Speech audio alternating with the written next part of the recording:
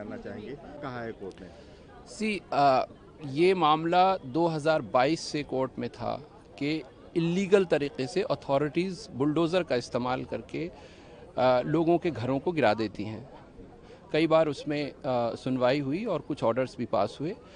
आज उस पर फाइनल जजमेंट आया और फाइनल जजमेंट में कोर्ट ने ये कहा है कि ये घर का जो मामला है, घर तोड़ने का मामला, बहुत ही सीरियस इशू है। किसी इंसान का घर जो होता है वो एक सिर्फ एक्यूज्ड का घर नहीं होता, वो पूरी फैमिली का घर होता है और पूरी फैमिली के एस्पिरेशंस एंड होप उस घर से जुड़े होते हैं, उसके फ्यूचर उससे जुड़े होते हैं।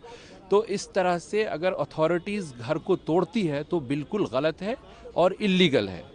एक बात ये कही। दूसरी बात ये कही कि अगर घर किसी ने गलत तरीके से बनाया है तो उसको देखना पड़ेगा अलग अलग एंगल से।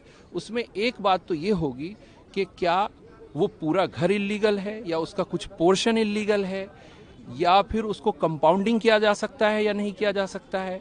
ये सब देखने के बाद उस पर एक अप्रोप्रिएट ऑर्डर पास किया जाएगा, फिर वो कलेक्टर को भेजा जाएगा। कलेक्टर उसमें वो एक नोडल ऑफिसर अपॉइंट करेगा, फिर उस नोडल ऑफिसर के सामने उसकी सुनवाई होगी और सुनवाई होने के बाद जब फाइनल फैसला आएगा उसको वेबसाइट पोर्टल पे अपलोड किया जाएगा और उस फाइनल फैसले के बाद 15 दिन का वक्त दिया जाएगा जिस इंसान का घर तोड़ना है।